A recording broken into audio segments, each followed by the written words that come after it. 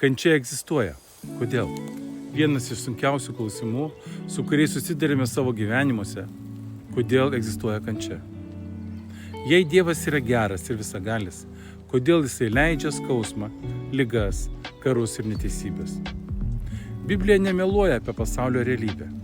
Jie aiškiai sako, kad kančia į pasaulį atėjo per nuodėmę. Romiečiams 5:12. Todėl, kaip per vieną žmogų nuodėmė įėjo į pasaulį, o per nuodėmę mirtis, taip mirtis pasiekė visus žmonės, nes jie visi nusidėjo. Kančia nėra Dievo kūrinys, ji yra nuodėmės pasekmė. Ir ne tik žmonės, bet ir visa kūrinija kenčia. Mes tai skaitome Romiečiams 8 skyriuje 22 eilutėje. Juk mes visi žinome, kad visa kūrinija iki šiol dejuoja ir tebėra gimdymo skausmuose. Visa gamta, visa žmonija, viskas, kas gyva, išgyvena sugriuvusios tvarkos skausmą. Bet svarbu suprasti, kančia nebuvo Dievo pirminis planas. Jo širdis yra pilna užuojautos ir meilės. Dievas nori nepalikti mus kančioje, bet per ją vesti mus atgal pas save.